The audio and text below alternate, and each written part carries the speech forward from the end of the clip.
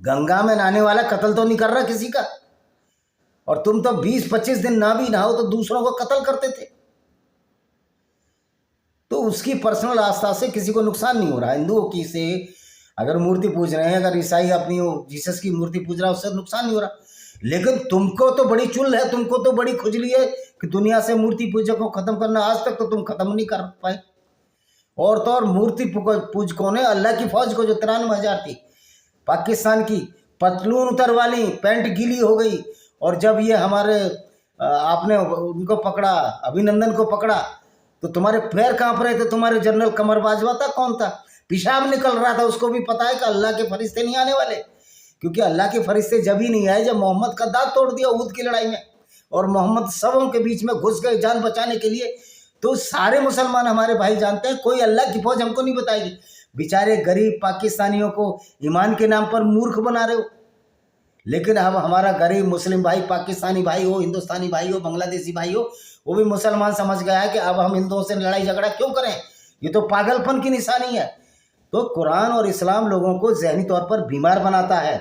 और मौलाना तो पैसे कमा रहे हैं, तारिक जमील हो, फलाने जमील हो, और इसलिए तो ये बहस करने आदम सीकर के चैनल पर क्यों नहीं आते।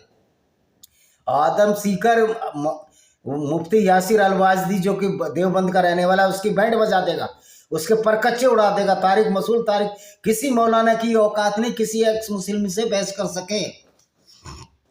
एक आयत और पढ़ते हैं, 55 हो गई हैं, चलो कल पढ़ेंगे। इसके बाद इसी के साथ इस वीडियो को समाप्त करता हूँ।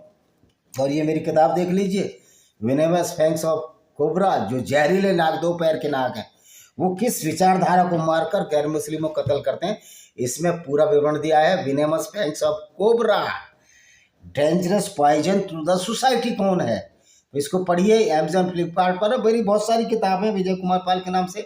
पैनोरमा ऑफ इंडियन डेमोक्रेसी में भी यही लिखा हुआ है कि किस तरह अपीजमेंट के आड़ में, तुष्टिकरण के आड़ में उस विचारधारा को प्रसरे जाता रहा कांग्रेस द्वारा, जो लोगों को कत्ल करने की बात करती है।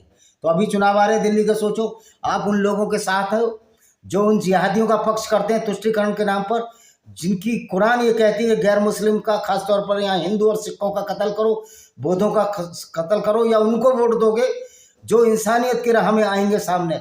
कम से कम तो आप ऐसी पार्टियों को वोट दोगे जो उस इस्लामिक तुष्टिकरण के आड़ में दिल्ली में आग लगाए बैठे और उन लोगों को, जिहादियों को सपोर्ट कर रहे हैं, जिनकी किताब ये कहती है गैर मुस्लिमों को, मूर्ति पूजकों को कत्ल करना है। तो अगर इन पार्टियों को आप और कांग्रेस को वोट दोगे तो आप अपनी जड़ें खुद ही खोद रहे हो। इसी के साथ मैं इस वीडियो को विराम देता हूँ। वंदे मातरम, जय हिंद, आपका दिन शुभ।